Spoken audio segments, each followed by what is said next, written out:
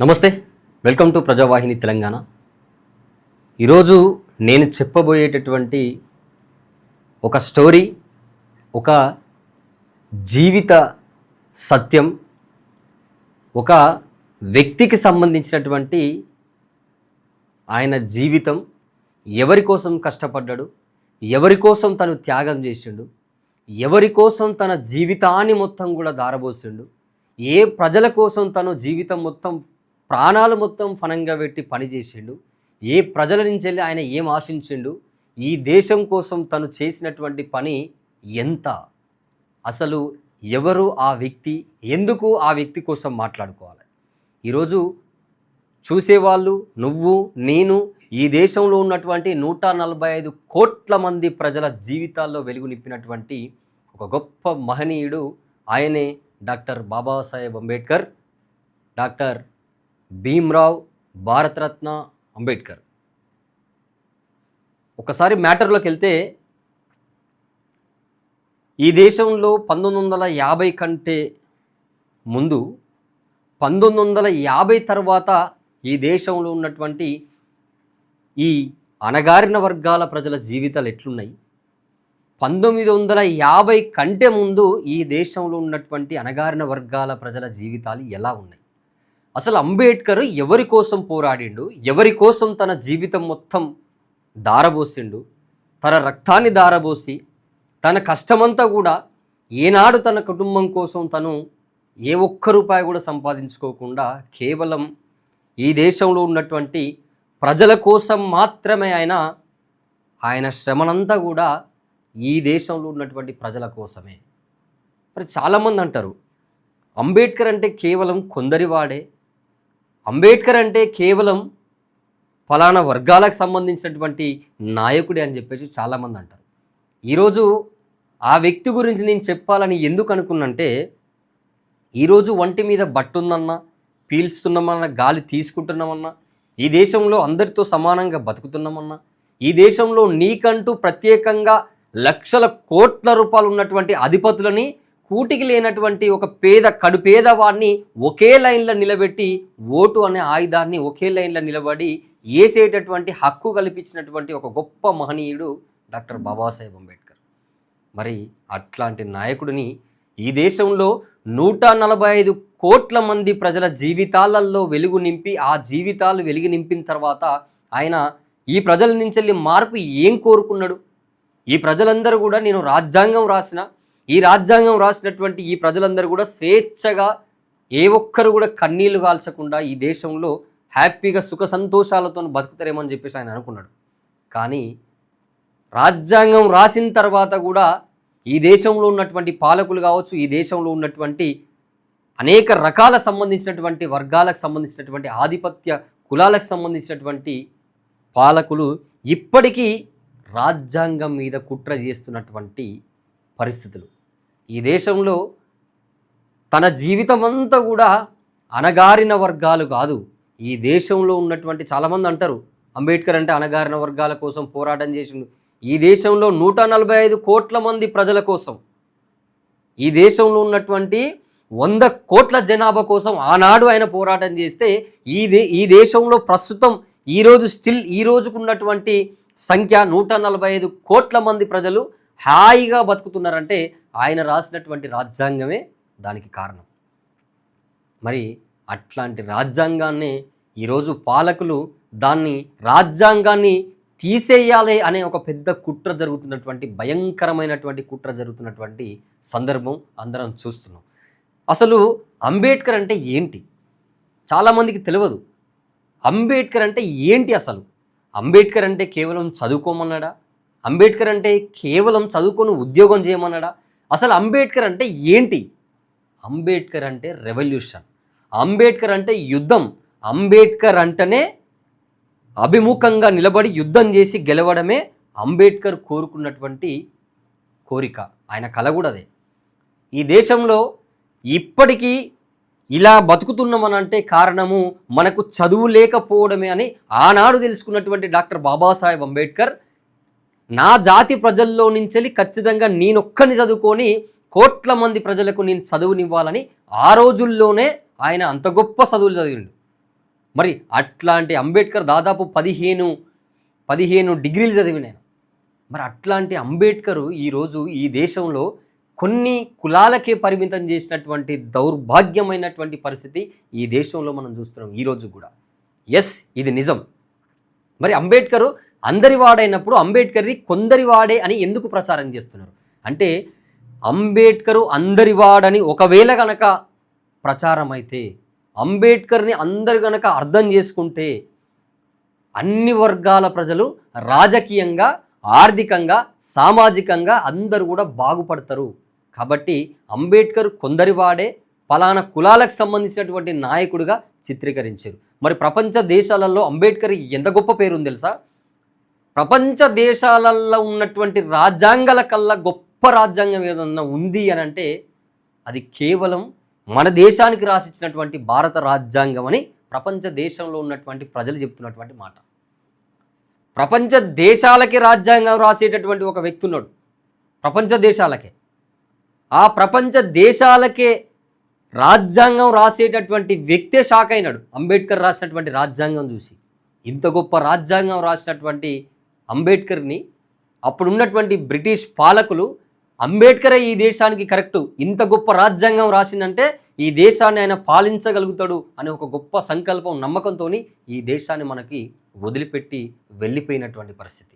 మరి ఈ చరిత్రని ఎందుకు దాస్తున్నారు, ఈ చరిత్రని ఎందుకు బయట పెడతలేరు అంటే, అంబేద్కర్ రెవల్యూషన్ అని ఒక్కసారి కనుక ప్రజలకు తెలిస్తే ఆ రెవల్యూషన్ పట్టుకొని వచ్చే జనరేషన్ మొత్తం కూడా అంబేద్కర్ని కేవలం చదువు వైపు కాకుండా పాలిటిక్స్ వైపు చూస్తే ఇప్పుడు ఉన్నటువంటి పాలకుల వాళ్ళ అస్తిత్వం, వాళ్ళ రాజకీయం మొత్తం కూడా వాళ్ళ మనుగడ సాగదని ఇప్పుడున్నటువంటి యువతకు, ఇప్పుడున్నటువంటి జనరేషన్కి అంబేద్కర్ని కేవలం చదువు కోసం, ఉద్యోగం కోసం, ఇంట్లో పరిమితం కోసం అంబేద్కర్ అంటే కేవలం జ్ఞానం అనే ఒక కోణంలోనే చూపిస్తారు తప్ప అంబేద్కర్ అంటే మరో కోణం, ఆ మరో కోణమే రాజకీయం. దానికి ప్రత్యక్షంగా నా ప్రజలు రాజకీయాల్లోకి రావడం లేదు, చదువుకోమన్నా కాబట్టి చదువుకుంటున్నారు, కానీ రాజకీయాల్లోకి రావట్లేదు అంటే నేనేం చేయాలి?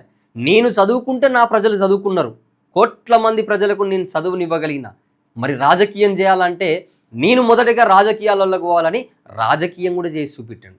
అదే తను స్థాపించినటువంటి ఇండిపెండెంట్ లేబర్ పార్టీ. ఎప్పుడు స్థాపించుండు అందరికీ తెలిసిన విషయమే, ఇది నేను కొత్తగా చెప్పాల్సినటువంటి అవసరం లేదు. కాకపోతే ఆయన రేపు పుట్టినరోజు, ఆయన పుట్టినరోజు ఖచ్చితంగా ఆయనకు సంబంధించినటువంటి ఏదో కొంత మీతో చెప్పాలనే ప్రయత్నంలో భాగంగా నేను చెప్తున్నా.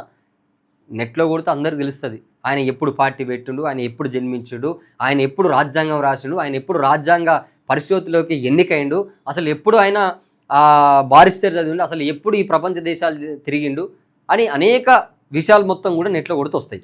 కానీ ఎందుకు సందర్భాన్ని బట్టి డిస్కషన్ చేస్తున్నప్పుడు మీతో తప్పకుండా పంచుకోవాలన్న ఒక ఆలోచనతోని తను చేసినటువంటి ప్రతి అంశాన్ని మీతో చెప్పేటటువంటి ప్రయత్నం నేను చేస్తూ ఉన్నా. సో ఆయన ఇండిపెండెంట్ లేబర్ పార్టీ 1936లో ఆయన తీసుకొచ్చినటువంటి పరిస్థితి. అయితే ఆయన ఇంకొకటి బొంబాయి లెజిస్లేటివ్ కౌన్సిల్ కూడా ఆయన 1926లో ఆయన నామినేటెడ్ అయింది.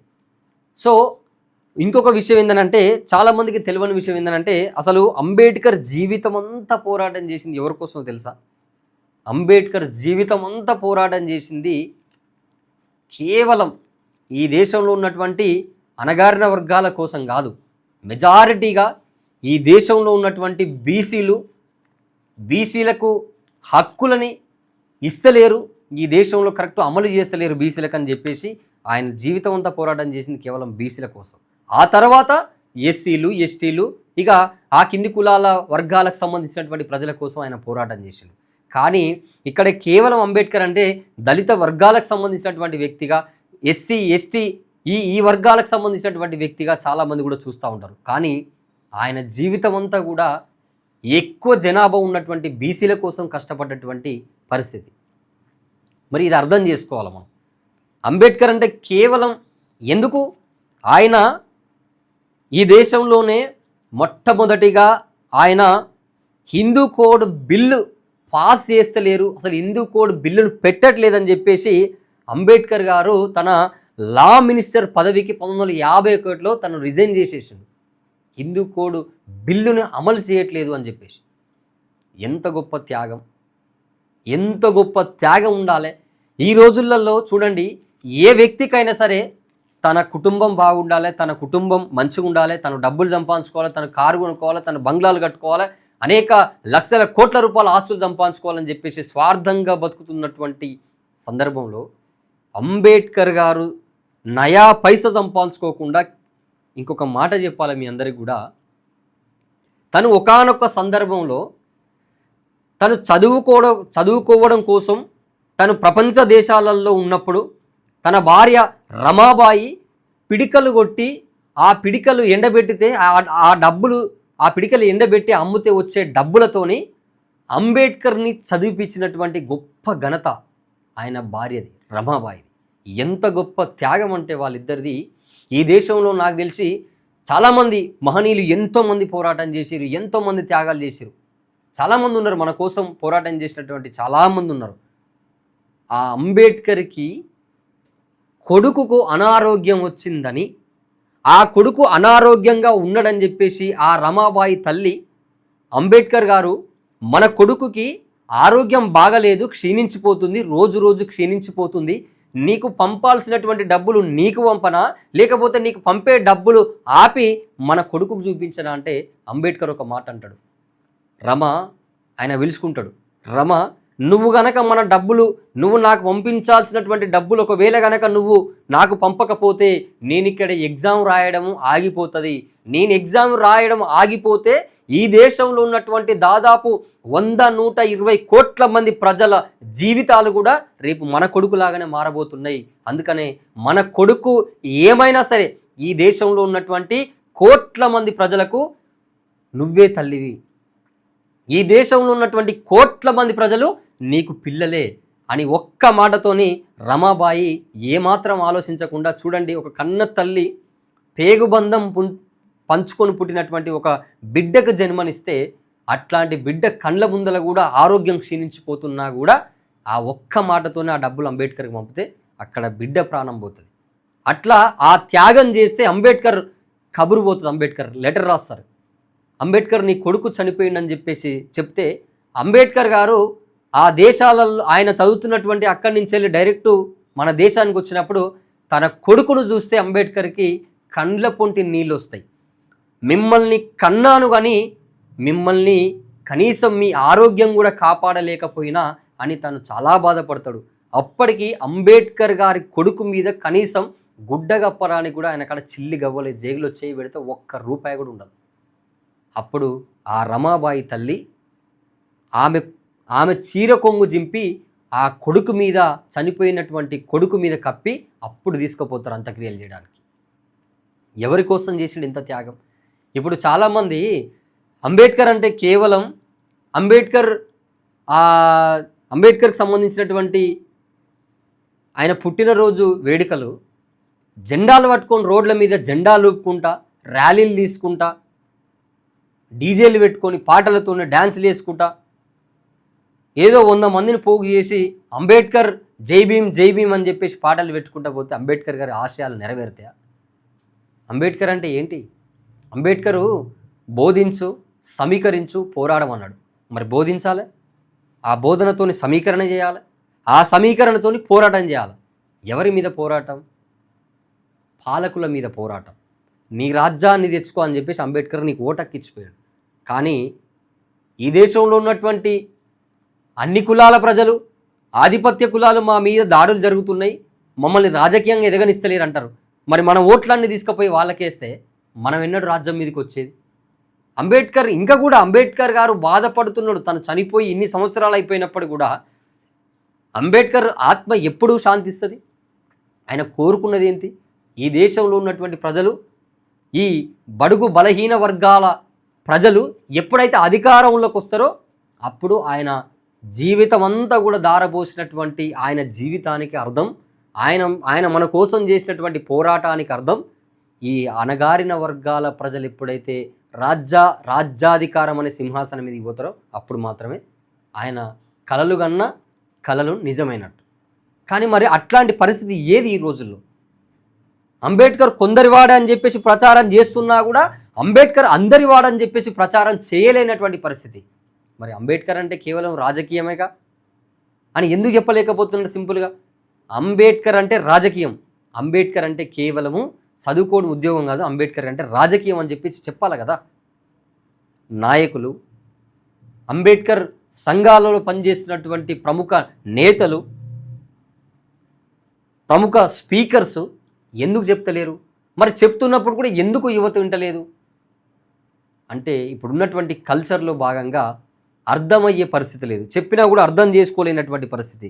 రాసిన రాజ్యాంగాన్నే, అంబేద్కర్ రాసిన రాజ్యాంగాన్నే తీసివేయాలనే కుట్ర రాజ్యం చేస్తున్నప్పుడు మరి దానికి ప్రతిబింబంగా మనమందరం కూడా అంబేద్కర్ మన కోసం, ఈ దేశంలో ఉన్నటువంటి కోట్ల మంది ప్రజల కోసం అంబేద్కర్ రాజ్యాంగం రాస్తే ఆ రాజ్యాంగం వలన ఈరోజు మనం బతుకుతున్నాం కనీసం అని అంబేద్కర్ రాజ్యాంగం తీసేస్తు అని అక్కడి నుంచి ప్రకటనలు వస్తుంటే ఎంత పెద్ద యుద్ధం జరగాలి దేశవ్యాప్తంగా? ఆయన జీవితమే మొత్తం పోరాటం చేసింది మన కోసం కదా, మరి మనమేం పోరాటం చేస్తున్నాం? అంబేద్కర్ రాజ్యాంగం రాసింది మన కోసం, ఆ రాజ్యాంగాన్ని ముట్టుకుంటే దేశంలో ఎట్లాంటి పరిస్థితులు ఎదురైతే చూపియరా? సెక్యూరిటీ ఏది?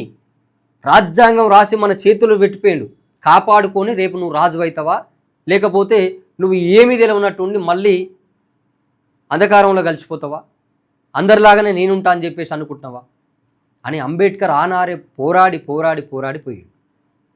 మరి ఈనాడు మనం ఏం చేస్తున్నాం? అంబేద్కరు అనుభవించిన దాంట్లో ఇప్పుడున్నటువంటి ఈ దేశ చరిత్ర మొత్తం తీసుకున్నా కూడా అంబేద్కర్ అనుభవించినటువంటి తను అంటరానితనాన్ని, అసమానతలు ఎదుర్కొని బడిలోకి రానియకుంటే, గుడిలోకి రానియకుంటే, ఒకవేళ గనక బడిలోకి పోయి ఆయన పాఠాలు వింటే వీళ్ళు ఎక్కడ చదువుకుంటారు అని చెప్పేసి ఆ రోజులల్లోనే సీసంగరిగిచ్చి చెవులల్లో పోసినటువంటి పరిస్థితి ఆ రోజులల్లోనే అంబేద్కర్ చూశాడు. గుడిలోకి రానివ్వలే, బడిలోకి రానివ్వలే, బడి అవతల కూర్చొని చదువుకొని అంబేద్కర్ ఈరోజు దేశానికి రాజ్యాంగం రాసిండు. గర్వపడండి. ఈ దేశంలో ఉన్నటువంటి ప్రజలు బడిలోకి రానియకపోతే అంటరాని వాడు ఆయన బడిలో కూర్చుంటే మైలవారిపోతుందని చెప్పేసి అన్న ఆ రోజులలో అంబేద్కర్ కేవలం ఆయన బయట కూర్చొని కూడా ఒక మ్యాథ్స్ టీచర్ ఒక లెక్కేస్తే బోర్డు మీద క్లాస్ రూమ్లో ఉన్నటువంటి అగ్రవర్ణాలకు సంబంధించినటువంటి వాళ్ళేమో లోపల కూర్చొని చదువుకుంటుంటే వాళ్ళకి రాని లెక్క అంబేద్కర్ బయట కూర్చొని ఎవరు చేస్తారంటే బయట కిటికీ పక్కన కూర్చున్నటువంటి అంబేద్కర్ గారు పోయి నేను వేస్తే ఆ లెక్క అని చెప్పేసి చేసి ఆ లెక్కను చూపించినటువంటి పరిస్థితి ఆ రోజులలోనే. మరి ఎంత గొప్ప తెలివితేటలు అంబేద్కర్వి. మరి అంత జ్ఞానం మనం ఎందుకు సంపాదించుకోలేకపోతున్నాం? మరి ఇంత గొప్ప జ్ఞాన శిఖరాన్ని ఈ దేశంలో మనం ఎందుకు ప్రచారం చేయలేకపోతున్నాం? ఇక్కడ ఒకటే పాయింట్ మిత్రులారా అర్థం చేసుకోండి, ఇది స్పీచ్ లేక అనుకోకండి, ఒకటే మాట చెప్తున్నా. అంబేద్కర్ రాజకీయం చేయమన్నాడు, రాజకీయాలు చేద్దామా వద్దా? రాజకీయాలు ఏ రాజకీయాలు? అంబేద్కర్ సంఘం పేరుతోనే అంబేద్కర్ పేరు పెట్టి మనం అందరం ఒక దగ్గరికి పోగు చేసి మళ్ళీ ఏదో పార్టీకి అమ్ముడు పోవడం కాదు. అంబేద్కర్ అంటే నిజంగా చెప్తున్నా, అంబేద్కర్ అంటేనే రాజకీయం. డి అంటే డి అంతే తప్ప అంబేద్కర్ అంటే కేవలం చదువు కోసమో ఉద్యోగం కోసమే నీ కుటుంబం కోసమో కష్టపడని చెప్పి అంబేద్కర్ ఏనాడు కూడా చెప్పలే.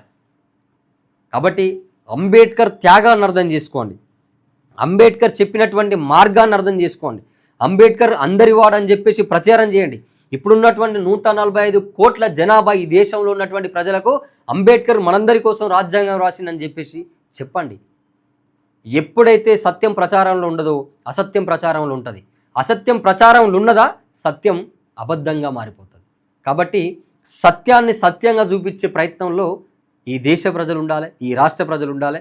మరి ముఖ్యంగా అంబేద్కర్ సిద్ధాంతాలు, అంబేద్కర్ భావజాలం, పొద్దున్న లేస్తే అంబేద్కర్ కోసం పోరాటం చేస్తాం అనే వాళ్ళందరం కూడా రాజ్యాధికారం వైపు పోరాటం చేస్తే తప్ప అంబేద్కర్ కలలుగన్నటువంటి రాజ్యాన్ని స్థాపించలేం. ఇంకొకటి, అంబేద్కర్ కలలుగన్నటువంటి రాజ్యం ఏదైతే ఉందో ఆ రాజ్యాన్ని స్థాపించాలన్నా కూడా నువ్వు రాజకీయంగా నువ్వు వెళ్ళాల్సిందే. కాబట్టి మనకంటూ సొంత రాజకీయాన్ని, మనకంటూ ఒక సొంత రాజకీయ వేదికని సృష్టించుకోని అంబేద్కర్ చెప్పింది. నేను మళ్ళీ అదే చెప్తున్నా, నేను ఎప్పుడైనా చెప్తా, అంబేద్కర్ అంటేనే రాజకీయం. ఇది గుర్తుపెట్టుకోండి. అంబేద్కర్ అంటే బుక్కులు చదవండి, అంబేద్కర్ అంటే గ్రూప్ 2 గ్రూప్ 1 ప్రిపేర్ కాండి, అంబేద్కర్ అంటే ఉద్యోగం కొట్టండి, అంబేద్కర్ అంటే ఏదో గవర్నమెంట్ ఉద్యోగం కొట్టి మంచిగా నీ కుటుంబాన్ని పోషించుకొని మంచిగా బతుకున్నాయని చెప్పలే. మరి అంబేద్కర్ అట్లా చెప్తానైతే అంబేద్కర్ ఈ దేశంలో ఆయన కావాలనుకుంటే కోట్ల కోట్ల రూపాయల డబ్బులు సంపాదించుకొని హాయిగా బతికేటాడు. మరి ఎందుకయ్యా ఆయనకి ఈ బాధ అంబేద్కర్కి అని చాలామంది కూడా తెలుసుకోవాల్సినటువంటి సత్యం. ఇది ఎవరికి తెలియదని నేను అంటలేను, కానీ మనం ఇంకా తెలుసుకోవాలి, వచ్చే భవిష్యత్ తరాలకు చెప్పాలి. భవిష్యత్ తరాలను కూడా అంబేద్కర్ జ్ఞానం వైపు, అంబేద్కర్ రాజకీయం వైపు మనం మళ్లించాల్సినటువంటి బాధ్యత, బరువు, హక్కు మన మీద అంత పెద్ద బాధ్యత ఉన్నదని చెప్పి మరొకసారి గుర్తు చేస్తున్నా.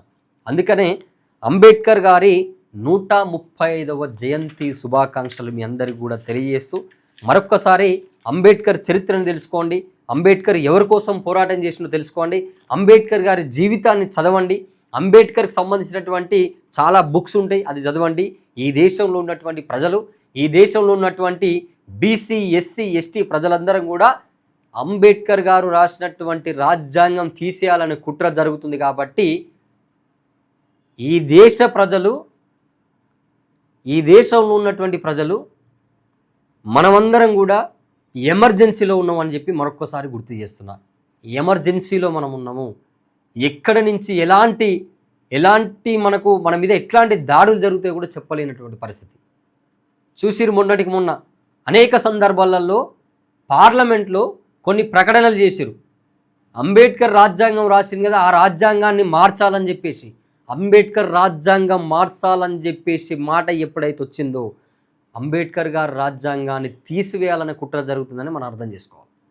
కాబట్టి ఈ దేశంలో ఉన్నటువంటి 145 కోట్ల మంది ప్రజలకు మరొకసారి అంబేద్కర్, డాక్టర్ బాబాసాహెబ్ అంబేద్కర్, డాక్టర్ భీమ్రావ్ అంబేద్కర్, భారతరత్న అంబేద్కర్ గారి 135వ జయంతి శుభాకాంక్షలు మీ అందరికీ కూడా తెలియజేస్తూ, మళ్ళీ చెప్తున్నా, అంబేద్కర్ అంటే పోరాటం, అంబేద్కర్ అంటే రాజకీయం, అంబేద్కర్ అంటే సమీకరణ చేసి, బోధించి సమీకరణ చేసి పోరాటం చేయడమే అంబేద్కర్ యొక్క యుద్ధం. ఆ యుద్ధాన్ని మనం అందరం కూడా కొనసాగించాలి. ఆ యుద్ధంలో మనందరం కూడా భాగస్వామ్యం కావాలి. ఆ యుద్ధం చేసి గెలిచిన తర్వాత రాజ్యాధికారం అనే సింహాసనం మనందరం కూడా పట్టుకోవాలి. మరొకసారి మీ అందరికీ కూడా తెలియజేస్తూ, ఇట్లాంటి గొప్ప గొప్ప మహనీయుల చరిత్ర చెప్పడం కోసం తప్పకుండా నేను ప్రయత్నం చేస్తుంటా. ప్రతి ఒక్కరు అర్థం చేసుకోండి. చాలామందికి ఈ ఇన్ఫర్మేషన్ని, ఈ విషయాన్ని కూడా చాలామందికి షేర్ చేయండి. ఖచ్చితంగా మన ఛానల్ని సబ్స్క్రైబ్ చేయండి. చూస్తూనే ఉండండి ప్రజావాహిని తెలంగాణ. ఇలాంటి మరిన్ని వీడియోల కోసం మా యూట్యూబ్ ఛానల్ను లైక్ చేసి సబ్స్క్రైబ్ చేసుకోండి.